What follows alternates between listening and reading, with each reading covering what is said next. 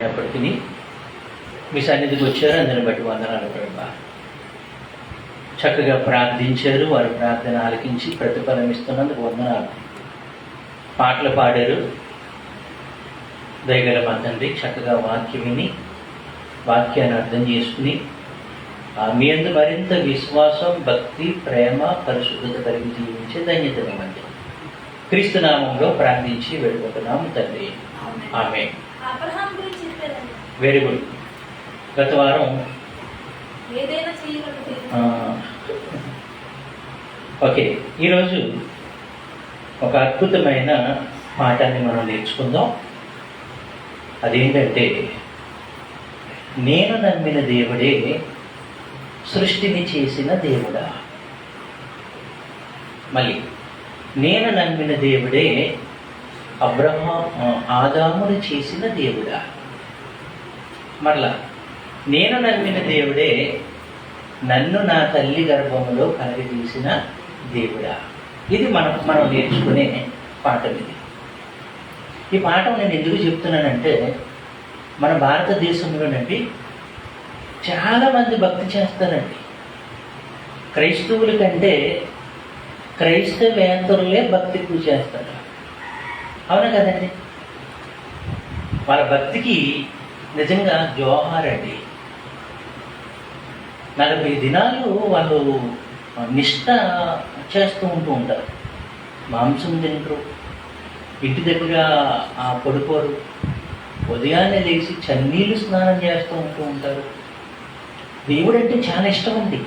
మన భారతీయులకి దేవుడు అంటే చాలా ఇష్టం. దేవుడు అంటే అయితే ఇక్కడ ఒక విషయం గమనించండి. ఈ భూమి మీద పుట్టిన ప్రతి వ్యక్తి ఒక ప్రశ్న వేసుకోవాలి. నేను ఏ దేవుణ్ణి అయితే పూజిస్తున్నానో, ఆరాధిస్తున్నానో, కొలుస్తున్నానో, లేకపోతే నా కష్టాన్ని, నా బిడ్డలను ఆ దేవునికి సమర్పిస్తున్నానో, ఆ దేవుడే సూర్యుడిని, చంద్రుడిని, నక్షత్రాలను, ఈ ప్రకృతిని కలగజేసిన దేవుడా? ప్రశ్న.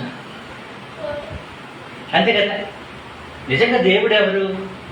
దేవుడు ఎవరై అంటే సృష్టికర్త అంటారు. ఏమండి? మరి నేను ఏ దేవుడిని అయితే దేవుడు అంటున్నానో ఆ దేవుడే సృష్టిని చేశాడా? ఆ దేవుడే సృష్టిని చేశాడా? ఆ దేవుడు కాకపోతే, మనం పూజిస్తున్న దేవుడు ఆ దేవుడు కాకపోతే, మన పూజలు, మన ఆరాధనలు, మన నైవేద్యాలు ఇవన్నీ ఏమైపోతాయి?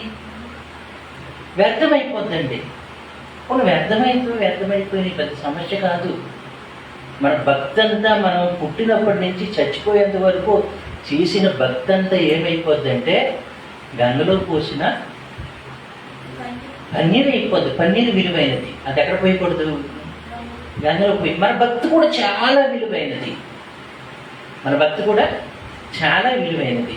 మన భక్తికి ప్రతిఫలం దొరకాలి. కానీ నాయన, నువ్వు చేసిన భక్తి అంతా అసలు దేవుడికే చేయలేదని మనకి ప్రతిఫలం ఇచ్చే దినాన్ని నువ్వు భక్తి చేసావు కదా, ఆ భక్తి నిజానికి దేవుడికే చేయలేదు నాయన, నువ్వెవరికో చేసేసావంటే, అయ్యో నా బ్రతుకు ఎంత వ్యర్థమైపోయింది. అప్పుడు బాధపడిపోకుండా ఉండాలి అంటే, ఇప్పుడు భక్తి చేస్తున్న ప్రతి ఒక్కరు ఏది తెలుసుకోవాలంటే, నేను ఏ దేవుడికైతే భక్తి చేస్తున్నానో ఆ దేవుడే మొదటి మానవుని కలగజేశాడా? ఆ దేవుడే ఇదిగో నా చుట్టూ ఉన్న మనుషులందరినీ వారి వారి తల్లి గర్భంలో కలగజేశాడా? నన్ను పుట్టించిన దేవునికి నేను భక్తి చేస్తే దానివల్ల ప్రయోజనం ఏంటి చెప్పండి? సో మన భారతదేశంలో ఉన్న సహోదరులందరూ ఏ విషయాన్ని తెలుసుకోవాలి? నేను ఏ దేవుడికైతే భక్తి చేస్తున్నానో ఆ దేవుడే నన్ను నా తల్లి గర్భంలో పుట్టించి ఉండాలి. ఆ దేవుడే ఈ ప్రకృతిని అంతటిని కలగజేసి ఉండాలి. ఆ దేవుడే మొదటి మానవుడైన ఆదామును కూడా చేసి ఉండాలి.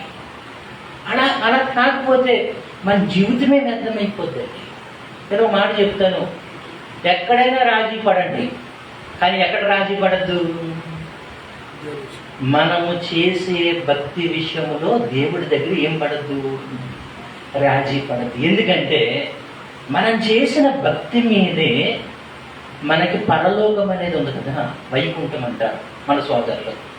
అసలు వైకుంఠములో మన ఆత్మ నిత్యము దేవునితో జీవించాలి అంటే అది దేని మీద ఆధారపడ్డది? మనం భూమి మీద చేసే భక్తి మీద ఆధారపడ్డది.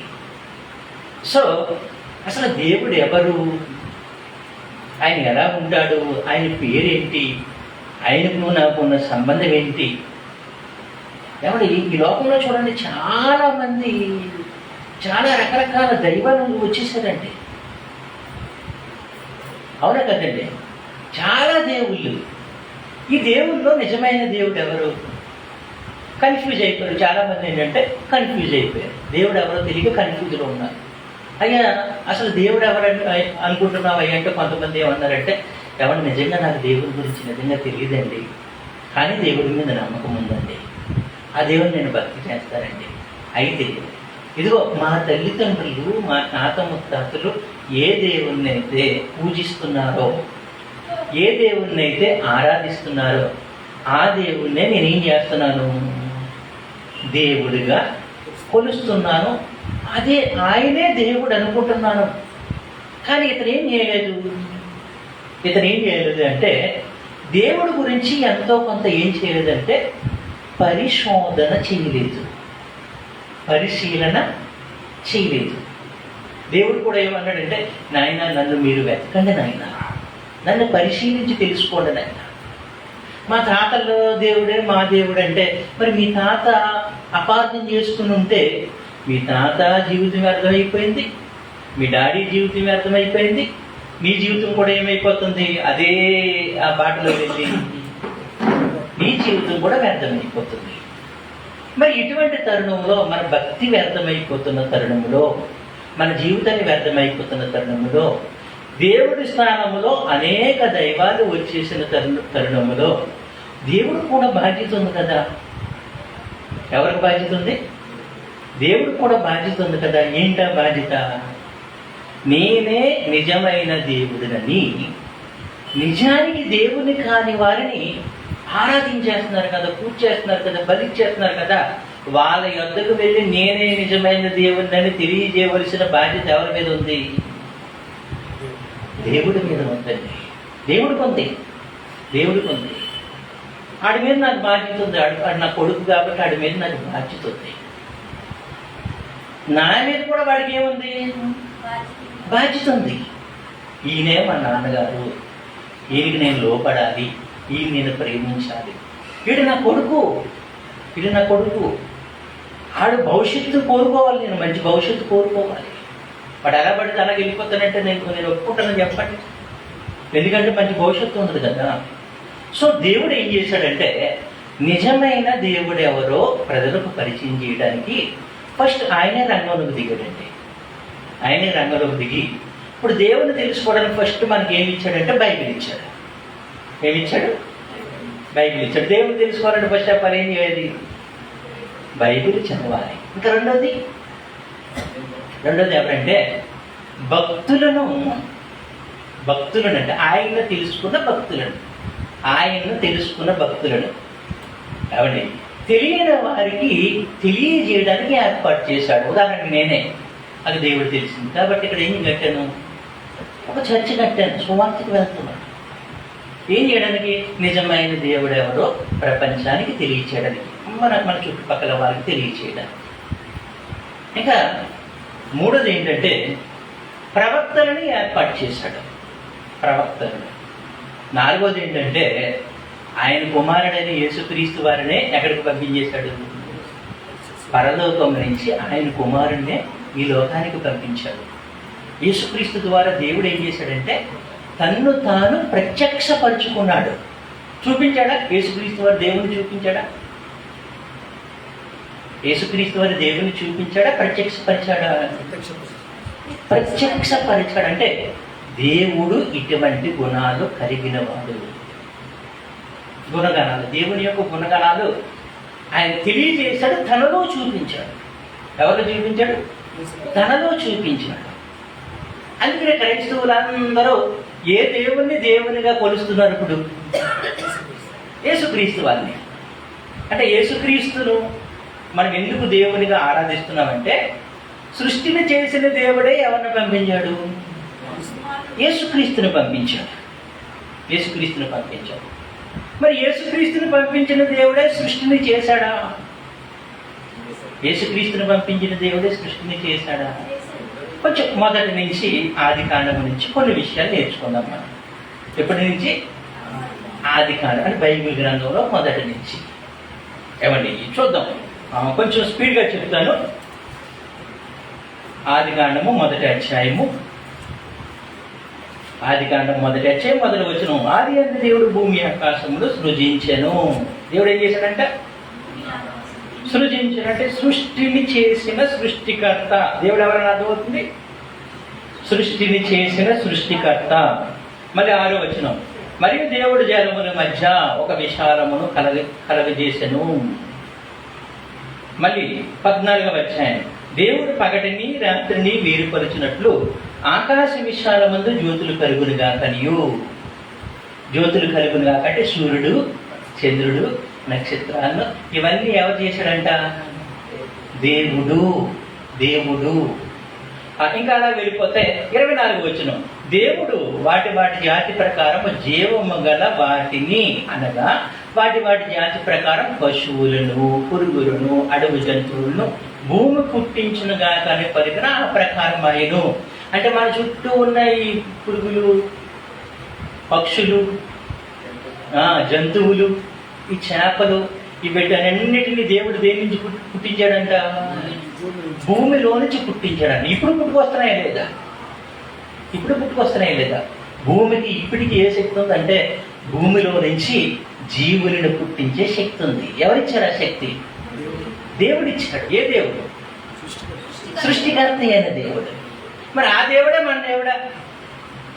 ఆ దేవుడే మన దేవుడా? ఇది ప్రశ్న. ఇది లోకంలో ఉన్న ప్రతి మనిషి వేసుకోవాలి. సృష్టిని చేసిన దేవుడే నా దేవుడా? ఆ ప్రశ్న వేసుకుని ఆ ప్రశ్నకు సమాధానం తెలుసుకోకుండా చచ్చిపోయాడా? చాలా మోసపోతాడండి, చాలా మోసపోతాడు. ప్రియమైన దేవుని పిల్లారా, మరొక విషయం ఏమండి, ఇప్పుడు 2వ అధ్యాయానికి వచ్చేద్దాం. అంటే ఇక్కడ దేవుడు మనకి ఏమని అర్థమైంది? సృష్టికర్త అని అర్థమైంది మనకి. దేవుడు మనకి సృష్టికర్త అని అర్థమైంది మనకి. మరి సృష్టికర్త అయిన దేవుడికి పేరుందా? ఉంచిన అన్న లైఫ్ నుంచి ఓకే, సృష్టికర్త అయిన దేవుడికి పేరు ఉండాలి కదా. ఇప్పుడు కలెక్టర్ గారు ఉన్నారండి. కలెక్టర్ గారిని మనం ఆఫీసులోకి వెళ్ళి సార్ నమస్తే కలెక్టర్ గారు అంటాం మనం.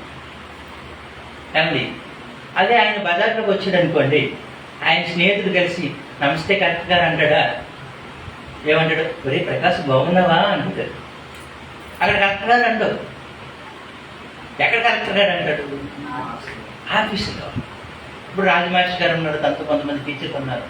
ఆ పిల్లలందరూ ఆయన ఏమంటారంటే టీచర్ గారు మాస్టర్ గారు అంటారు. ఏమండి, ఇతను అమ్మగారు ఒరే మాస్టర్ అంటదా, లేకపోతే నాన్న రాజు అంటదా? అంటే ఈయనకేముంది? పేరుంది. ఈయనకేముంది? స్కూల్లోని ఒక హోదా ఉంది. మాస్టర్ గారికి ఒక హోదా ఉంది. అక్కడ ఎలా పిలువబడతారు? అతని పనిని బట్టి. దేని బట్టి? అతని పనిని బట్టి. అర్థమైందమ్మా? అలాగే దేవుడు చేసిన పనిని బట్టి దేవుడు 1వ అధ్యాయంలో ఏమని పరిచయం చేసుకున్నాడు? ఈయన సృష్టిని చేసిన దేవుడును. దేవుడు అనేది క్రియానామం. ఏమండి, ఇప్పుడు దేవుడు అన్న పదం అండి యేసుక్రీస్తుకి వర్తిస్తుంది, పరిశుద్ధాత్మను కూడా వర్తిస్తుంది. ఎందుకంటే సృష్టిలో దేవునితో పాటు ఎవరున్నారు? యేసుక్రీస్తు వారు ఉన్నారు, పరిశుద్ధాత్మలు ఉన్నారు. సో తండ్రి, కుమార, పరిశుద్ధాత్మలు సృష్టిని చేసిన దైవ సంభూతులు వాళ్ళు, దైవత్వం కలిగిన వారు. ఇప్పుడు యేసుక్రీస్తుని దేవుడు కాదు అనకూడదు, మనకు పరిశుద్ధాత్మను దేవుడు కాదు అనకూడదు, యేసుక్రీస్తు సృష్టి చేయలేదు అనకూడదు. అంటే సృష్టిలో ఈ ముగ్గురు ఉన్నారు, ఇది గ్రహించాలి. ఓకేనా? మరి దేవుడు అని మనం నేర్చుకున్నాం కదా. ఇప్పుడు ఆ దేవుడి పేరేంటో చెప్తున్నాడు చూడండి. 2వ అధ్యాయం 4వ వచనం. 2వ అధ్యాయం 4వ వచనం. దేవుడని యెహోవా భూమిని ఆకాశమును చాలు. ఇక్కడ ఒక పదం చెప్తున్నాడు, దేవుడు. ముందే ఉంది, తర్వాత ఏముంది? దేవుడైన యెహోవా. దేవుడైన యెహోవా అంటే సృష్టిని చేసిన ఆయన తన యొక్క ఐడెంటిఫికేషన్ చెప్తున్నాడు. నేను ఎవరిని అనుకుంటున్నారు? నేను దేవుడిని, దేవుడైన యెహోవా. 18వ వచనం, 2:18. మరియు దేవుడైన యెహోవా నరుడు ఒంటరిగా ఉంటాడు మంచిది కాదు. ఆ దేవుడైన యెహోవా సృష్టిని చేయటం మాత్రమే కాకుండా ఇంకేమన్నా చేశాడు. ఇక్కడ హవ్వను ఆదామును కూడా చేశాడు. ఎవరు చేశాడు? హవ్వ ఆదామును, మొదటి మనుషులైన హవ్వ ఆదామును చేశాడు. అంటే ఈ ప్రకృతి అంతా చేసి లాస్ట్కి ప్రకృతి అందరిలో లాస్ట్ని ఎవరు చేశాడంటే తన స్వరూపమందు తన పోలిక చొప్పున ఎవరు చేశాడు? నరులను, మేళమంటతో నరులను చేశాడు. అంటే దేవుడు ప్రకృతిని మాత్రమే కాకుండా మొదటి మానవులను చేశాడు. అంటే దేవుడు అంటే ఇప్పుడు ఎవరు? సృష్టిని చేసిన మహానుభావుడు, మొదటి మానవులను చేసిన మహానుభావుడు దేవుడు. ఆయన పేరేంటి? యెహోవా. ఎలా పరిచయం అవుతున్నాడు ప్రజలకు? ఇప్పుడు యెహోవాగా పరిచయం అవుతున్నాడు దేవుడైన యెహోవా. 3వ అధ్యాయం 22వ వచనం. అప్పుడు దేవుడైన యెహోవా అందా లేదా? అప్పుడు దేవుడైన యెహోవా. 4వ అధ్యాయము మొదటి వచనంలో చూడండి. కూడినప్పుడు ఆమె గర్భవతి కయీనుని కని యెహోవా దయ వలన నేను ఒక మనిషిని సంపాదించుకున్నాను. ఇప్పుడు అవ్వమ్మ గారికి ఎవరని తెలిసిపోయింది? యెహోవా దేవుడు అన్న సంగతి తెలిసిపోయింది. అంటే అవ్వమ్మ గారికి ఒక గొప్ప విషయం చెప్పారు. ఏం చెప్పారంటే, నేను ఒక బిడ్డను కన్నాను అంటే అది నా భార్య, అది నా భర్త, నేను కాదు. మా వెనకాల ఎవరున్నారు? యెహోవా దేవుడు ఉన్నాడు. మంచి మాట చెప్పింది ప్రపంచానికి. దేవుని దైవాలనందా, యెహోవా దైవాలనందా? మరి దేవుడు అన్న పదం ఎందుకు పెట్టలేదు? ఆ దేవుడే యెహోవా. దేవుణ్ణి యెహోవాకు గుర్తించింది ఆమె. దేవుణ్ణి యెహోవా గుర్తించింది, యెహోవా. ఇంకా చూడండి 4వ అధ్యాయంలోనే మరొక మాట. ప్రజలు ఎలా గుర్తించారు? దేవుని ప్రజలు ఎలా గుర్తించారో 4వ అధ్యాయం 26వ వచనం. మరియు షేతులకు కూడా కుమారుడు పుట్టెను, అతనికి ఏనోస్ అని పేరు పెట్టును. అప్పుడు యెహోవా నామమున ప్రార్థన చేయుట ఆరంభమైనది. అంటే ప్రజలు ఎవరిని ఏమని గుర్తించారు? దేవుడును యెహోవా గుర్తించారు. యెహోవాగా గుర్తించి ఏం చేశారు వీళ్ళు అంటే, మన కష్టంగారని ఎవరికి చెప్పుకున్నారు? దేవుడికి చెప్పుకున్నారు. అంటే ఇక్కడ వరకు బాగానే ఉంది. ఏం మిస్ అవ్వలేదంటే, దేవుడికి ఈ ప్రజలకి మధ్య ఈ సంబంధం అనేది ఏమవ్వలేదంటే మిస్ అవ్వలేదు. కానీ జనాభా విస్తరించిన తర్వాత చూడండి 6వ అధ్యాయం 1వ వచనం. నరుడు భూమి మీద విస్తరింపనారంభించిన తర్వాత వీళ్ళు ఏమైపోయారంట? ఆ అధ్యాయం అంతా చదివితే వాళ్ళు ఏమైపోయారని మనకు అర్థమవుతుందంటే చెడిపోయారు. దేవుణ్ణి ఎరగని వారైపోయారు. 4వ అధ్యాయంలో యెహోవా నామాన్ని ప్రార్థన చేశారంటే దేవుణ్ణి ఎరిగిన వారు. ప్రార్థన చేస్తున్నారంటే ఎరిగిన వారు. చెడిపోయారంటే ఎరగని వారైపోయారు. దేవుడు ఎవరో తెలియని వారైపోయారు. పాపంలో పడిపోయారు. విచ్చలవిడి జీవితాన్ని ప్రారంభించారు. ఆ టైంలో దేవుడు ఎవరిని పిలుచుకున్నాడు? 7వ అధ్యాయం 1వ వచనం. యెహోవా ఈ తరము వారిలో నీవే నా ఎదుట నీతిమంతుడివై ఉన్నట్టు చూచితిని. అయితే 8వ వచనం చూడండి. 6వ అధ్యాయం 8వ వచనం. 6, 8. అయితే నోహావు యెహోవా దృష్టి యందు కృప పొందిన వాడైను. బాగుంది వీళ్ళిద్దరికి. ఎవరెవరికి? నోహావు నిజమైన దేవుణ్ణే కంటిన్యూ అయ్యాడు. ఆయన అడుగు జాడలోనే నడుచుకున్నాడు. కానీ ఆయనకు పైన ఉన్న వాళ్ళు కొంతమంది ఏమైపోయారు, దేవుడు ఎవరో తెలియకుండా పాపం చేసి దేవుడికి చాలా బాధ చేశారండి. ఏమండి, మిస్ ఉంది. ఏం మిస్ అయింది? దేవునికి ప్రజలకు ఉన్న సంబంధం మిస్ అయిపోయింది. 6వ అధ్యాయంలో చాలా మందికి దేవుడు కోపం వచ్చేసింది. నేను నిన్ను సృష్టించాను, మిమ్మల్ని నేను మీ తల్లిదండ్రులు కలగజేశాను, మీకు గాలి ఇచ్చాను, నీరు ఇచ్చాను, వెలిగిచ్చాను, వేడిచ్చాను, సమస్త జీవరాశులు మీకోసం ఇచ్చాను. మీరు నన్ను పక్కన పెట్టేస్తారా? మీరు ఆ పాపం వెనకాల పరిగెడతారా? నాకు చాలా బాధ అనిపించింది, చాలా కోపం వచ్చేసి ఆయన ఏం చేశాడు, 40 దినాల ప్రచండమైన వర్షాన్ని కురిపించాడు, పగలు రాత్రి. కానీ దేవుడు మంచోడు, అవకాశం ఇచ్చాడు వాళ్ళకి. అవకాశం ఇచ్చాడు ఎవరి ద్వారా? నోహావు ద్వారా. అంటే నోహావు ఎవరిని ప్రకటించాడు? సృష్టికర్త అయిన యెహోవాను గురించి ప్రకటించాడు. విన్నారా వాళ్ళు? విన్నారా చెప్పండి? వినలేదండి. మంచి చెప్తే ఈ రోజుల్లో వింటారండి. బాబు నిన్ను రక్షిస్తానరా బాబు అంటే మాకు అవసరం లేదు అంటున్నారు ప్రజలు. అలా మాకు అవసరం లేదు అనే ప్రతి ప్రజలునండి దేవుని ఉగ్రతకు ఏమైపోతారు? పాత్రులైపోతారు దేవుని ఉగ్రతకు. దేవుడు మంచోడు కనుక ఏమిచ్చాడు? మంచి అవకాశం ఇచ్చాడు. నోహవు ఓడ కట్టడం ద్వారా ఓడలోకి చాలా మంది ఆహ్వానించి రాలేదు వాళ్ళు. మాకు దేవుడు అవసరం లేదన్నారు వాళ్ళు. నవ్వారు, ఎటకారం చేశారు, హేళన చేశారు. అందరూ చచ్చిపోయారు. మిగిలింది ఎవరు? నోహావు కుటుంబమే. ఆ కుటుంబాన్ని దేవుడు దీవించాడు, ఆశీర్వదించాడు, వర్ధింపజేశాడు. వాళ్ళ నుంచి వచ్చిన వాళ్ళు కూడా ఎవరిని మిస్ అయిపోయారు?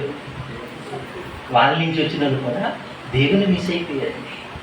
దేవుని మిస్ అయిపోయారు. అలా మిస్ అయిపోయినప్పుడు మరి దేవుడు చూస్తూ ఊరుకుంటాడా?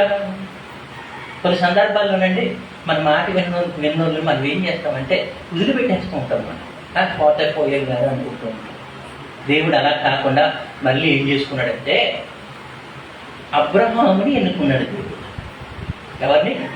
అబ్రహాం పితరులు కూడా, అబ్రహాము తల్లిదండ్రులు ఉన్నారు కదండి, వాళ్ళు కూడా దేవుని మిస్ అయిపోయి దేవుని స్థానములో దేవుడు కాని వాటిని పెట్టుకొని, అంటే విగ్రహాలు కానివ్వండి, లేకపోతే మరొకటి కానివ్వండి పెట్టుకుని ఎవరిని మిస్ అయిపోయారు? ఎవరితో ఉన్న బంధాన్ని కోల్పోయారు? దేవునితో ఉన్న బంధాన్ని కోల్పోయారు. అంటే వాళ్ళు ఏ ప్రశ్న వేసుకోలేదు అంటే నేను ఆరాధిస్తున్న దేవుడు సృష్టిని చేసిన దేవుడేనా అన్న ప్రశ్న వాళ్ళు వేసుకోలేదండి. వాళ్ళు వేసుకోకపోవడంతో సృష్టిని చేసిన దేవుని పక్కన పెట్టారు, సృష్టిని ఆరాధించడం ప్రారంభించారు. ఎవరిని ఆరాధించడం? సృష్టిని ఆరాధించడం ప్రారంభించాడు. అప్పుడు దేవుడు మళ్ళా అబ్రహాముని ఎన్నుకున్నాడు, పిలుచుకున్నాడు అన్నమాట. 12వ అధ్యాయం చూడండి, ఆదికాండం 12వ అధ్యాయం. యెహోవా నువ్వు లేచి నీ దేశము నుండి, నీ బంధువుల యొద్ద నుండి, నీ తండ్రి ఇంటి నుండి బయలుదేరి నేను నీకు చూపించే దేశములకు వెళ్ళము అంటే ఆ జనాంగములో నుంచి అబ్రహాము కుటుంబాన్ని ఏం చేస్తున్నాడంటే సెపరేట్ చేశాడండి. ఏం చేశాడు? సెపరేట్ చేశాడు. విన్నాడు అబ్రహాము మాట? అబ్రహాము దేవుడి మాట విన్నాడండి. అందుకనే అబ్రహామును పిలుచుకున్నాడు దేవుడు అబ్రహామును పిలవడానికి గల కారణం ఏంటంటే అబ్రహాము దేవుని మాటకు లోబడతాడు కనుక. వీళ్ళందరూ ఎందుకు చర్చకి రావట్లేదు అంటే వాళ్ళు లోబడరంటే. దేవుడు ఏం చెప్తున్నాడంటే లోబడనొల్లని జనాంగము. లోబడే వాళ్ళంటే చాలా ఇష్టం. లోబడే వారిని దేవుడు ఏం చేసుకుంటాడంటే ప్రత్యేకపరుచుకుంటాడు. అలాగని వారి కష్టాలే గట్రా ఉంటాయి, వాళ్ళకి ఇరుకులు ఇబ్బందులు కూడా ఉంటాయి. అబ్రహాముని దేవుడు పిలుచుకున్నప్పటికీ అబ్రహాముకి 75 సంవత్సరాలు. పిల్లలు ఉన్నారా? పిల్లలు లేరు. భార్య ఉంది, పిల్లలు లేరు. ఏమండి, తన అన్న కొడుకు తనతో పాటు వచ్చేస్తానంటే వచ్చేనైనా ఈ అన్న కొడుకు లోతును కూడా తీసుకుని బయలుదేరి అబ్రహాం ఎక్కడికి వెళ్ళినా అక్కడ ఏం చేసుకోవాడంటే ఒక మంచి మాట ఉంది చూడండి. 12వ అధ్యాయము 7వ వచనంలో యెహోవా అబ్రహామునకు ప్రత్యక్షమయ్యి నీ సంతానముడు ఈ దేశమును ఇచ్చేదని చెప్పగా అతను తనకు ప్రత్యక్షమైన యెహోవాకు బలిపీఠము కట్టెను. తన భక్తిని ఎలా ఎక్స్పోజ్ చేసుకున్నాడు? బలిపీఠం కట్టాడు. తను ఎక్కడైతే గుడారం వేసుకున్నాడో పక్కన ఏం కట్టాడంట? బలిపీఠం కట్టాడండి. ఏం చేశాడు? బలిపీఠం కట్టి బలి అర్పించి ఎవరి నామాన ప్రార్థన చేశాడు? యెహోవా నామమున ప్రార్థన చేసెను. ఇప్పుడు మీరేదో ఒక గ్రామానికి వెళ్ళారు, అక్కడ చిన్న గుడి చేసుకున్నారు, అక్కడ చిన్న బలిపీఠం కట్టారు, అక్కడ కోడినో మేకనో బలి అర్పించారు. చుట్టుపక్కల వాళ్ళందరూ ఎక్కడికి వస్తారు? మీ దగ్గరికి వస్తారు. ఎవరు అయ్యా నువ్వు అని అడుగుతారు.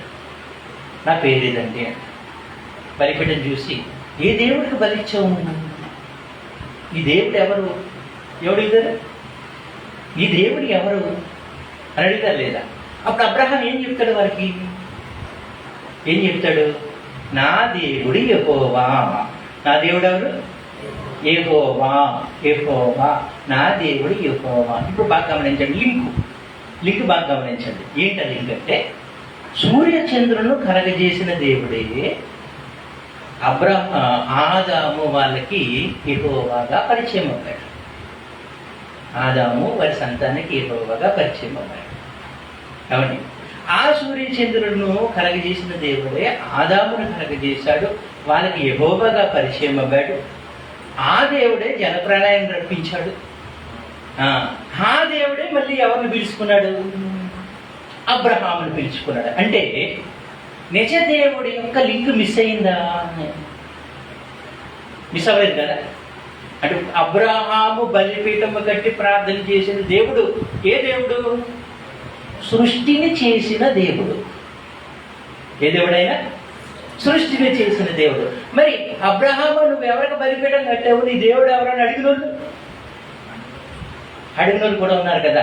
వాళ్ళు ఏం మిస్ అవ్వారు? నిజ దేవుని మిస్ అవ్వారు. ఇప్పుడు నిజ దేవుడు అబ్రహాము కట్టిన బలిపీఠము ద్వారా, అబ్రహాము చేసిన ప్రార్థన ద్వారా నిజ దేవుడు ఆ చుట్టుపక్కల వాళ్ళందరికీ ఏమవ్వాడు? అమ్మో, యెహోవానే దేవుడు ఉన్నాడు. ఎవరున్నారు? యెహోవానే దేవుడు ఉన్నాడు. అంటే ఇప్పుడు దేవుడు తన బాధ్యతను ఎవరి ద్వారా నెరవేర్చుకుంటున్నాడు? అబ్రహాము ద్వారా నెరవేర్చుకుంటున్నాడు. అమ్మ లక్ష్మమ్మ గారు తెచ్చే అర్థమైంది లేదు మీకు? అంటే అబ్రహాము ఆరాధించిన దేవుడే నిజమైన దేవుడు. మనం ఆరాధిస్తున్న దేవుడు అబ్రహాము ఆరాధించిన దేవుడే మనం ఆరాధిస్తున్న దేవుడు. మరి అయితే అబ్రహాం ప్రార్థన చేశాడు, మనం కూడా ప్రార్థన చేస్తున్నాం. మరి బలెందుకు ఇవ్వట్లేదు? బలొద్దు నాయన. మరి ఏం కావాలి దేవుడు అంటే, విరిగి నలిగిన నీ హృదయం నాకు ఇవ్వండి చాలు. అర్థమైందా? పాత నిబంధనకు కొత్త నిబంధనకు తేడా తెలియాలి. చాలా మందికి తెలియదండి. నేర్పిస్తావు నాయన అంటే మాకు వద్దు బాబు, నేర్పించదు బాబు అంటారు. అయినప్పటికీ మా బాధ్యత ఏంటి? నేర్పించాలి, ప్రేమతో నేర్పించాలి. ఓకే, ఇక్కడ వరకు బాగానే ఉంది కదా. అబ్రహాము చాలా ప్రదేశాలు తిరిగాడండి. చాలా అంటే 25 సంవత్సరాలు ప్రయాణం చేస్తూనే ఉన్నాడు. 25 సంవత్సరాలు. అప్పుడు అబ్రహాంకి దేవుడు మళ్ళా ప్రత్యక్షమయ్యి, అబ్రహ్మ మరి నేను నీకు పిల్లలు ఎత్తానన్నాను కదా, నువ్వెందుకు నీ భార్య మాట విని తొందరపడి మరి నీ దాసిని నీ కౌగిట్లో చేర్చేసుకుని బిడ్డలు కనేసావు అని డైరెక్ట్గా అబ్రహాము అనక దేవుడు ఏమన్నాడు చూడండి. 17వ అధ్యాయం మొదటి వచ్చిన అబ్రహాము 99 ఏళ్ల వాడైనప్పుడు యెహోవా అతనికి ప్రత్యక్షమై. ఎవరికి ప్రత్యక్షం అవ్వడంట? ప్రత్యక్షత. నేను సర్వశక్తి గల దేవుడును. నన్ను నువ్వు సరిగ్గా విశ్వసించలేదు.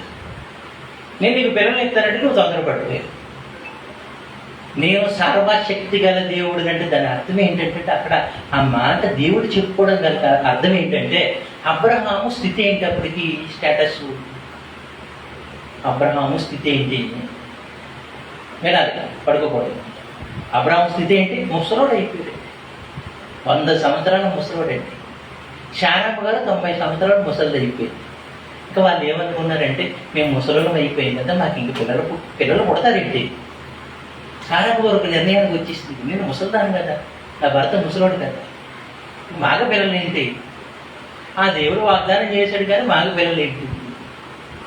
దేవుడు నేను సర్వశక్తి గలవాడనంటే నాకు ఏ శక్తి అయినా ఉంది, నాకు ఏ శక్తి అయినా ఉంది. మీరు ముసలోళ్ళు అయిపోయినా మీకు మళ్ళా నేను బలం ఇస్తాను. పిల్లలను కనుక నేనేమిస్తాను? బలం ఇస్తాను. ఆగిపోయినా సారమ్మ రుద్రమాని మళ్ళా పునరుద్ధరింపజేస్తాను. నేను చేశాడా లేదా? చేసి ఆనాటి ప్రజలకు ప్లస్ అబ్రహాము కుటుంబానికి, అబ్రహాముతో ఉన్న జనాన్ని ఉన్నారు కదండి. ఎంతమంది ఉన్నారు అబ్రహాముతో ఉన్న జనాన్ని? ఎంతమంది అమ్మా? సుమారు 400 మంది పైనే. 400 మంది పైనే.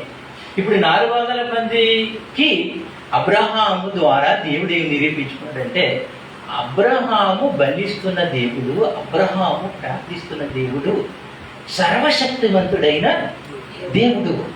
ఆయనకి సమస్తము సాధ్యమే, ఆయనకి సమస్తము సాధ్యమే అని అబ్రహాము గ్యాంగ్కి ప్లస్ ఆ చుట్టుపక్కల ఉన్న వారికి అందరికి ఏం నిరూపించుకున్నాడు? నాకు సమస్తము సాధ్యమే. మళ్ళీ అబ్రహాం భార్య సారమ్మ గారు సంకరి చిన్న పిల్లలు వేసుకుని మళ్ళీ ప్రయాణం అంటే మళ్ళీ ప్రయాణం, మళ్ళీ బలిపీఠం, మళ్ళీ ప్రార్థన, మళ్ళీ చుట్టుపక్కల వచ్చి అబ్రహామ బాగున్నావంటే సారమ్మ గారి చేతులు ఎవరున్నారు? చిన్న పిల్లవాడు ఉన్నాడు. అమ్మ సారమ్మ మీ మనవడా అని అడిగారు. ఆవిడేమంది? చిన్నగా నవ్వి నా మనవాడు కాదు, నా కొడుకే. నీ కొడుక చెప్పేవాళ్ళే అమ్మ, వీళ్ళ జోకులేస్తున్నావు లేదు. కాదయ్యా, మా దేవుడు వాగ్దానం చేశాడు. ఆయనకి సమస్తము సాధ్యమయ్యా. మా దేవుడు సర్వశక్తి గల దేవుడయ్యా. అబ్బా ఎంత బాగుంది, ఎంత చక్కగా నిరూపించుకున్నాడు దేవుడు. సో దేవుడు అబ్రహాము ద్వారా నేనే సృష్టికర్తను, నేనే అబ్రహాము సారకు బలం ఇచ్చిన వాడిని, నాకు సమస్తము సాధ్యమని ప్రజలందరికీ ఏం చేసుకున్నాడు? తన్ను తాను పరిచయం చేసుకున్నాడండి. ఇక్కడ ఒక ప్రశ్న వేసుకుందాం. నీ ద్వారా లేకపోతే నా ద్వారా, మన కుటుంబం ద్వారా దేవుడు ఆయన శక్తియుక్తులను, ఆయన ప్రేమను, ఆయన పరిశుద్ధతను నీ ద్వారా నా ద్వారా నలుగురికి పరిచయం చేసుకోగలుగుతున్నాడా? అవుతున్నాడు? అలా ఒకసారి ఆలోచించండి. మన ద్వారా దేవుడు ఏమవ్వాలి?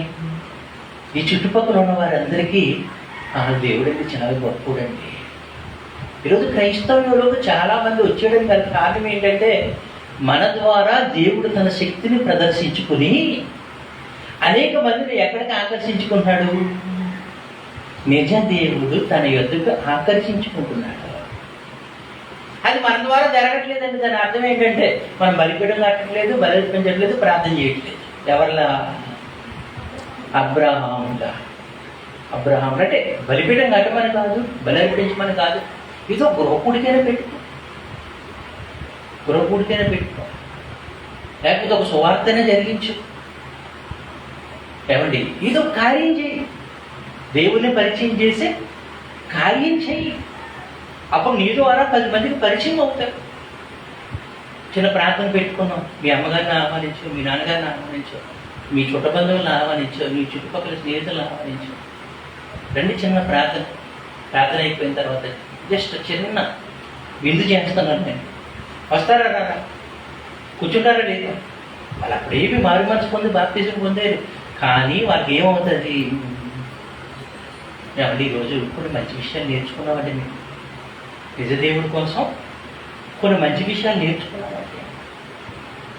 వచ్చిన పాస్టర్ గారు కూడా చెప్పాలయ్యా, పలానా వాళ్ళు వస్తున్నారు, చక్కగా మీరు కొంచెం మన దేవుని కోసం చక్కగా చెప్పండి, వార్త చెప్పండి అని మీరు ముందుగానే అడ్వైజ్ ఇచ్చారనుకోండి. వాళ్ళు కూడా ఏమవుతారు?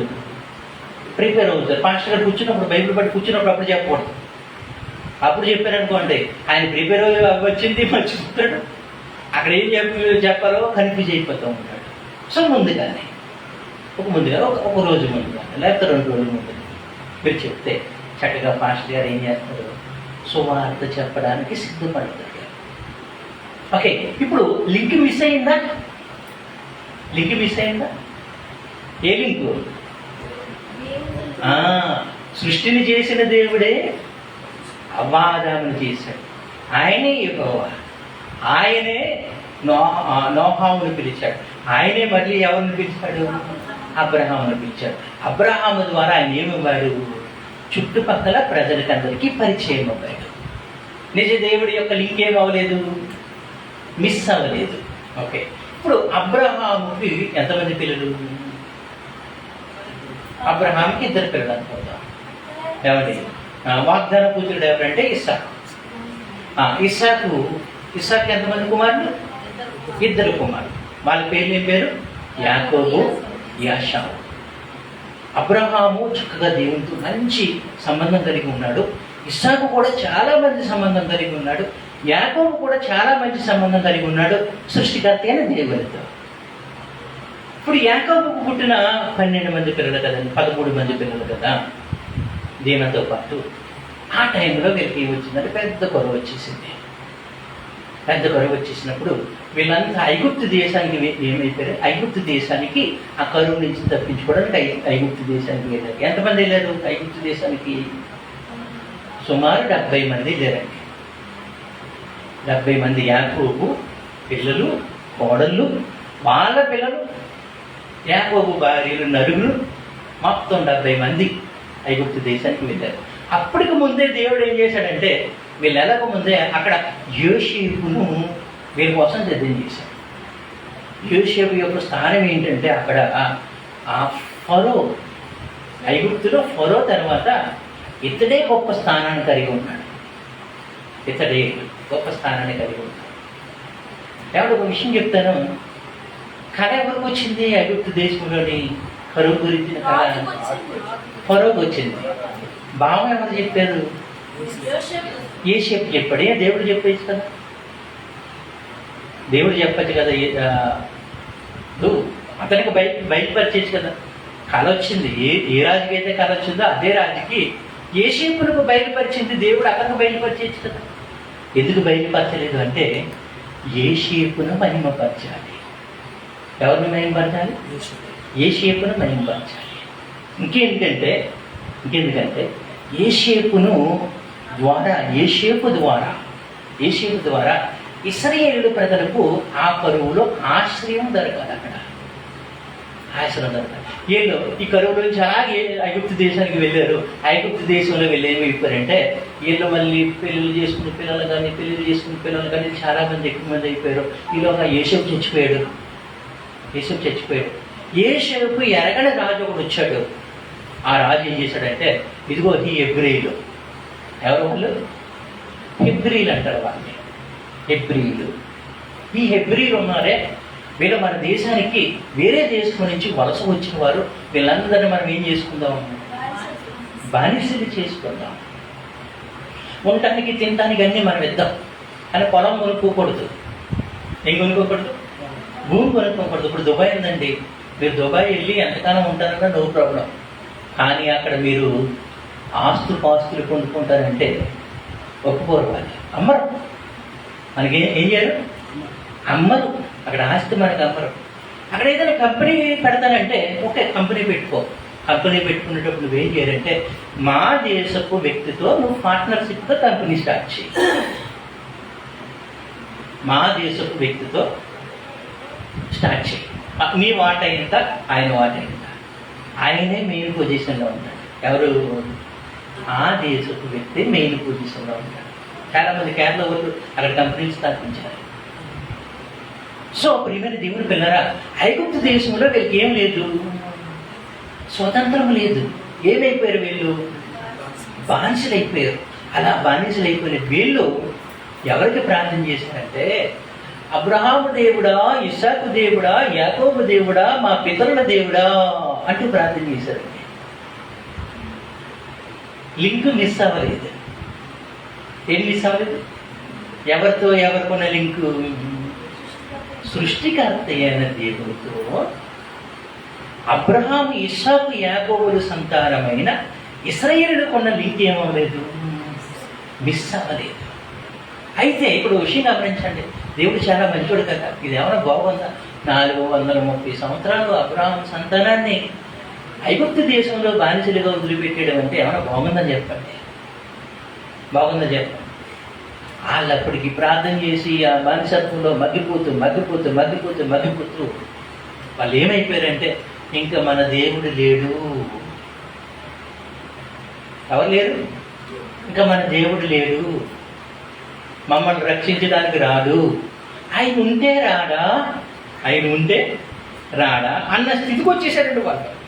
చూడండి ఇక్కడ 2వ అధ్యాయం, నిర్గమకాండం 2వ అధ్యాయము 4వ వచనం. కాగా దేవుడు వారి మూర్ఖుడు విని అబ్రహాము, ఇస్సాకు, యాకోబులతో తాను చేసిన నిబంధన జ్ఞాపకం చేసుకున్నాను. దేవుడు ఇశ్రాయేలీయులను చూచెను. సృష్టిని చేసిన దేవుడే ఎవరిని చూశాడు? పైనుంచి ఇశ్రాయేలును చూశాడు. దేవుడు వారి యందు లక్ష్యం ఉంచెను. రంగంలోకి దిగడు దేవుడు. ఏమంటే ఎవరి యొద్దకు ఎవరిని పంపించేశాడంటే మోషే యొద్దకు దేవదూతను పంపించాడు. 3వ అధ్యాయము 2వ వచనం. ఒక పొదమరుడిమి అగ్నిజ్వాలలో యెహోవా దూత అతనికి ప్రత్యక్షమై, మళ్ళీ యెహోవా దూత, యెహోవా ప్రత్యక్షమవ్వడా, యెహోవా దూత ప్రత్యక్షమైందా? దేవుడు దూతను పంపించాడు. కాబట్టి దేవుడు దూతను పంపించాడు. ఎవరి యొద్దకి? మోషే యొద్దకి. వెళ్ళు నాయన, ఇశ్రాయేలు యొద్దకి వెళ్ళు, ఐగుప్తులోనే ఇశ్రాయేలు యొద్దకు వెళ్ళు. దేవుడు మిమ్మల్ని, మీ ప్రార్థన ఆలకించాడు, మిమ్మల్ని విడుదల చేస్తాడు అన్నప్పుడు అక్కడ ఒక ప్రశ్న వస్తుంది. చూడండి, ఒక ప్రశ్న వస్తుంది. 14 ప్రశ్న ఏమైనా వస్తుందంటే 13వ వచనం నుంచి 3వ అధ్యాయం 13. మోషే చిత్తగించుము, నేను ఇశ్రాయేలు యొద్దకు వెళ్ళి వారిని చూసి మీ పితరుల దేవుడు మీ యొద్దకు నన్ను పంపినని వారితో చెప్పగా, వారు ఆయన పేరేమి అని అడిగిన ఎడల వారితో నేనేమి చెప్పవలనని దేవుణ్ణి అడిగాను. ఇక్కడ విషయం గమనించండి, దేవుడుగా కాకుండా దేవుడు పేరు పెట్టుకుని ఎందుకు పరిచయం అవ్వాలి? అక్కడ ఆదాము వాళ్ళకి ఏమండి ఎందుకు పేరు పెట్టుకుని పరిచయం అవ్వాడంటే, భవిష్యత్తులో నన్ను గురించి ఒక వ్యక్తి తెలియచేయాలి అంటే నాకు ఏముండాలి? పేరుండాలి. ఏముండాలి? పేరుండాలి. ఇప్పుడు లక్ష్మమ్మ గారు అన్నాం అనుకోండి, మనం చాలామంది ఏమంటామంటే ఏ లక్ష్మమ్మ గారండి అంటావా లేదా? అప్పుడు ఆ లక్ష్మమ్మ గారు కూడా ఏ పేరు ఉండాలి? ఇంటి పేరు ఉండాలి. ఇప్పుడు దేవుడు నన్ను పంపించాడు అంటే, ఐగుప్తీయులు చాలామంది చాలా దేవుళ్ళు కలిగి ఉన్నారు. అందులో ఏ దేవుడు?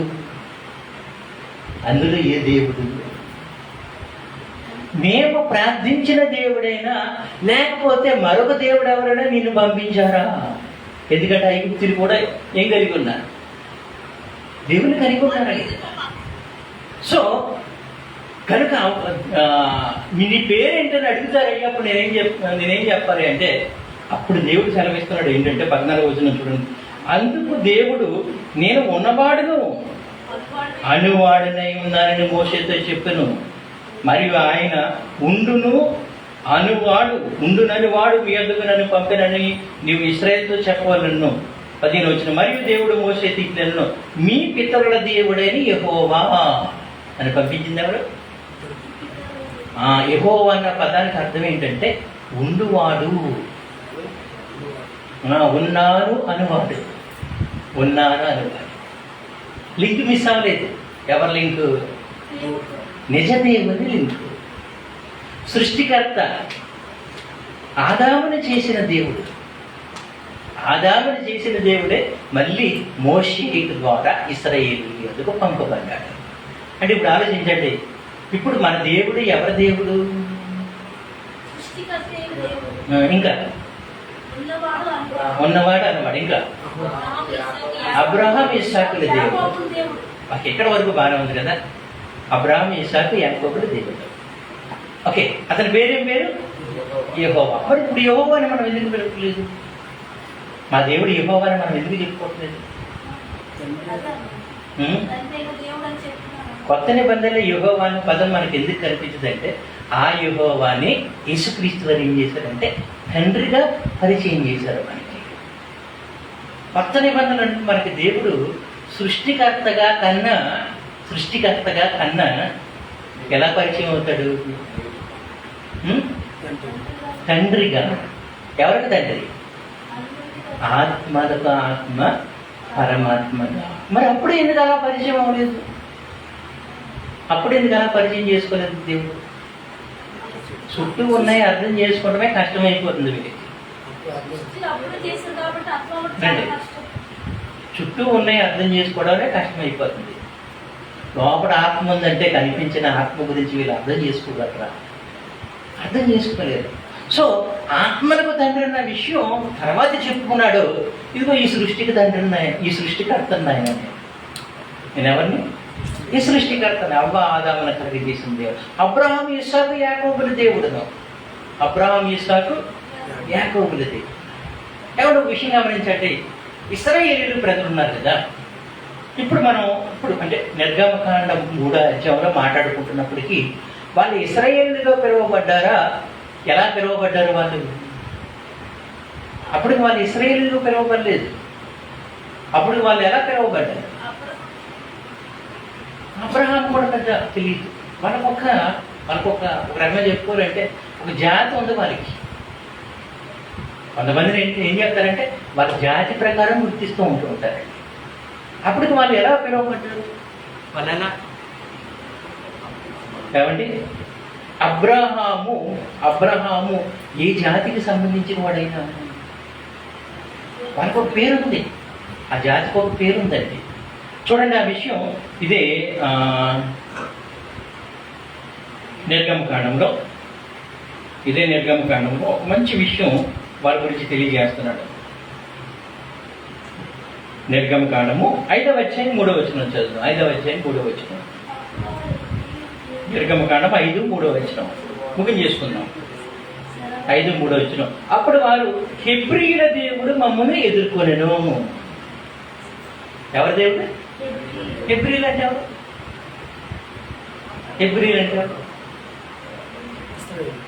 ఇశ్రాయేలీలే. అప్పుడు ఇశ్రాయేలీలో వాళ్ళు ఐడెంటిఫికేషన్ చేయబడలేదు. హెబ్రీయులు అంటే అబ్రహాము, ఇస్సాకు, యాకోబులు ఏ విధంగా పిలువబడ్డారంటే హెబ్రీయులు. పాత నిబంధన ఏ భాషలో రాయబడ్డది? హెబ్రీ భాష. అంటే ఇప్పుడు గమనించండి. హెబ్రీయులు ఎవరు? అబ్రహాము, ఇస్సాకు, యాకోబు. ఇప్పుడు దేవుడు అబ్రహాము, ఇస్సాకు, యాకోబులకు తెలిసిన భాష ఏంటి? హెబ్రీ భాష. ఇప్పుడు దేవుడు వీళ్ళతో కాంటాక్ట్ చేశాడు కదా, ఏ భాషలోని? హెబ్రీ భాషలోనే. అంటే ఇప్పుడు ఆలోచించండి, బైబిల్లో హెబ్రీ భాష అనేది ఉంటుంది. హెబ్రీలు మాట్లాడుకునే భాష హెబ్రీ భాష. అవునా కదా? ఏమండి? ఆ భాష గురించి ఇప్పటికీ ఉంది. ఇప్పుడు పాత నిబంధన అంతా హెబ్రీలో రాయబడింది. హెబ్రీలో రాయబడ్డది. కొత్త నిబంధన గ్రీకులో రాయబడ్డది. అంటే ఇప్పుడు నిజదేవుడు ఎవరయ్యా అంటే ఎవరైతే హెబ్రీ భాష మాట్లాడారో, ఎవరైతే హెబ్రీలుగా పిలువబడ్డారో వారి దేవుడే నిజమైన దేవుడు. అంటే ఒక రకంగా మనం ఈ విధంగా కూడా నిజదేవుడు ఎవరు అన్న విషయాన్ని మనం ఏం చేయగలుగుతున్నాం? గుర్తించగలుగుతున్నాం. అంటే ఇశ్రాయేలీయులు మాట్లాడిన భాష ఏ భాష? హెబ్రీ భాష. హెబ్రీయుల దేవుడు మమ్మల్ని ఎదుర్కొన్నాడు. ఆయన మాకేమని ఆజ్ఞాపించాడు అంటే, ఇదిగో అరణ్యానికి వెళ్ళి బలిమ్మన్నాడు. బలి ఇవ్వకపోతే ఆయన మా మీదకి మరి గొప్ప ఉపద్రవాలు కలగజేస్తాడు. మీ దేవుడు ఉన్నాడా? మీ దేవుడు మీ మీద ఉపద్రవాలు కలగజేస్తాడా? చూస్తానైతే నేను అన్నది ఎవరు? ఒక రకంగా వీళ్ళ బానిసలండి. వీళ్ళందరూ బానిసలండి. వీళ్ళకండి స్వతంత్రం లేదండి. వీళ్ళెళ్ళి అయ్యా మా దేవుడికి ఆరాధిస్తాం, బలిస్తామంటే వాళ్ళు పెత్తందారులండి. వాళ్ళు ఎవరు? పెత్తందారులండి. వాళ్ళు ఎలా మాట్లాడతారు వీళ్ళతోటి? మీ దేవుడా? ఎవరా మీ దేవుడు? ఎవరు నీ దేవుడు? ఎక్కడున్నాడు నీ దేవుడు? నీ దేవుడు అంతశక్తి ఉందా? నీ దేవుడు బలిమ్మంటున్నాడా? అంటే ఇప్పుడు నీ దేవుడు బలిమ్మంటున్నాడు, నేను పంపండి అన్నాడంటే ఆ దేవుడి మీద వీళ్ళకి ఏం లేదు, భయం లేదు, భక్తి లేదు, దేవుడు దేవుడిగానే వీళ్ళు ఏం చేయట్లేదు, గుర్తించడం లేదు. ఇప్పుడు ఈ ఐగుప్తీయులందరికీ ఈ హెబ్రీల దేవుడే నిజమైన దేవుడని ఏం చేసుకోవాలి, ప్రూవ్ చేసుకోవాలి, నిరూపించుకోవాలి. చూసారా, ఇప్పుడు అబ్రహాము ద్వారా తన శక్తిని ప్రదర్శించుకున్నాడు. ఇప్పుడు ఇశ్రాయేలు ద్వారా కూడా దేవుడు ఏం చేసుకోవాలి, ఇప్పుడు నిజమైన దేవుడు తన శక్తిని ప్రదర్శించుకోవాలి. సో అక్కడి నుంచి ప్రారంభించాడండి. ఏం చేయడం ప్రారంభించాడు, మీరు మమ్మల్ని పంపరా, ఓకే మా దేవుడికి వెళ్ళి చెప్తాం అని వచ్చేసాడు. ఎవరు? మోసే, అహరోను. అప్పుడు దేవుడు ఏం చేశాడు, ఐగుప్తీయుల మీదకి కొన్ని రకాల తెగులు పంపించాడు. ఇంకేం చేశాడు, జోరికలు పంపించాడు. ఇంకేం చేశాడు, వాళ్ళ నది నీళ్ళన్నీ ఏమైపోయినాయంటే రక్తమయమైపోయినాయి. అప్పుడు ఈ ఐగుప్తీయులు, ఈ పెద్దలు, రాజులు వీళ్ళంతా సమాసం అవ్వారు. అమ్మమ్మమ్మమ్మమ్మమ్మ, మనం ఏదో అనుకున్నాం, ఈ హెబ్రీల దేవుడిని ఆయన శక్తిని చూపించేస్తున్నాడు. ఏం చేస్తాడు, శక్తిని చూపించేస్తున్నాడు. అప్పుడు మళ్ళీ మోసే ఆరోగ్య పిలిపించారు. పిలిచినప్పుడు అయ్యా మళ్ళీ మాటలు మళ్ళీ చూడండి, మళ్ళీ అక్కడ ఒక మాట ఉంటుంది. అదే నిర్గమకాండం 8వ అధ్యాయం 28వ వచనం. 8వ అధ్యాయము 28వ వచనం. 28. అందుకు ఫరో, మీరు అరణ్యములో మీ దేవుడని యెహోవాకు, ఇప్పుడు ఒప్పుకున్నాడండి. ఏమని ఒప్పుకున్నాడు, మీ దేవుడని యెహోవా, మాకు దేవుళ్ళు ఉన్న ప్రకారం మీకు దేవుడు ఉన్నాడని మేము ఒప్పుకుంటున్నాం. మీ దేవుడని యెహోవాకు బలి అర్పించుటకు మిమ్మల్ని పోనిచ్చేదను ఒప్పుకున్నాడు. పంపేస్తాను మిమ్మల్ని, ఎందుకంటే మా మీదకి ఏమొచ్చేస్తున్నాయి, ఉపద్రవాలు వచ్చేస్తున్నాయి. పోనిచ్చేదని కానీ దూరము పోవద్దు, మరియు నా కొరకు వేడుకొనుడనను. లైన్లోకి వచ్చాడండి, ఇందులోకి వచ్చేసాడు. మీ దేవుడు, ఓకే వెరీ గుడ్, మీ దేవుడు నా కోసం కూడా మీ దేవుడిని వేడుకోండి. అంటే ఇప్పుడు హెబ్రీల దేవుడి మీద ఐగుప్తీయుల ఫరోకి ఏమొచ్చింది, ఒక నమ్మకం వచ్చింది, భయం పుట్టింది. అయినప్పటికీ దేవుడు ఏం చేశాడంటే, ఈ అహరోను మోసే అలాగే వెళ్ళిపోయిన తర్వాత మళ్ళీ కొంతమంది వచ్చి వాళ్ళ హృదయం కఠినపరిచినప్పుడు, అయ్యయ్య వీళ్ళందరినీ పంపించేదాకా మన భవనాలు ఎవరు కడతారు, మన పంటలు ఎవరు పండిస్తారు ఆయన. కానీ మళ్ళీ ఏమైపోయాడంటే, మళ్ళీ కఠినస్తుడు అయిపోయాడు. మళ్ళీ దేవుడు మళ్ళీ వీళ్ళ మీదకి మళ్ళీ విపత్తులు. అప్పుడు ఏం చేశాడంటే, వాళ్ళ తొలిచూలు సంతానాన్ని చంపేశాడండి. ఏమండి, అప్పుడు ఫరో కొడుకు కూడా చచ్చిపోయింది తెలుసా. ఇంకా ఐగుప్తు దేశం అంతా ఏమైపోయిందంటే, అంగలార్పు, నా కొడుకు చచ్చిపోడు బాబోయ్. ఆ హెబ్రీలు దేవుడు వాళ్ళ ప్రార్థనలు ఆలకించి మా మీద ఉపద్రవాలు పంపిస్తున్నాడంటే, ఐగుప్తిలో ఉన్న ప్రతి కుటుంబానికి దేవుడి శక్తి ఏమైంది, ప్రత్యక్షమైంది. పశువులు కూడా చంపేశాడా. ఏమండి, ఆలోచించిన ప్రియమైన దేవుని పిల్లలు, అంటే దేవుడు తను ఏం చేసుకున్నాడు, నిజమైన దేవుడు ప్రత్యక్షపరుచుకున్నాడు. అలా ప్రత్యక్షపరుచుకుని తను బయలుపరుచుకున్నాడు. కాబట్టి ఇప్పుడు ఆలోచించండి, మన దేవుడు ఏ దేవుడు, మన దేవుడు సృష్టికర్త అయిన దేవుడు, మన దేవుడు ఆదామును కలుగజేసిన దేవుడు, మన దేవుడు నోహామును పిలుచుకున్న దేవుడు, మన దేవుడు అబ్రహామును పిలుచుకున్న దేవుడు, మన దేవుడు ఏమండి సర్వశక్తిమంతుడైన దేవుడు, మన దేవుడు ఇంకా ఉన్నవాడు అన్నవాడు, మన దేవుడు అబ్రహాము, ఇస్సాకు, యాకోబుల దేవుడు, మన దేవుడు హెబ్రీయుల దేవుడు, మన దేవుడు ఐగుప్తీయులకి తమ శక్తి సామర్థ్యాలను ప్రత్యక్షపరుచుకున్న దేవుడు. అంత గొప్ప దేవుని మనం కలిగి ఉన్నాం. ఓకేనా, వచ్చే వారం మరి కొన్ని విషయాలు నేర్చుకుందాం. దేవుడు మనందరినీ దీవించును గాక. కిరణ్ తమ్ముడు వచ్చి రొట్టె ద్రాక్షారసాన్ని సిద్ధం చేస్తారు. కొంచెం లేట్ అయ్యింది, దేవుని పొద్దు మీరు లేట్గా వచ్చారు. ఓకే, దేవుడు మిమ్మల్ని దీవించిన గాక. రండి. ప్రార్థన.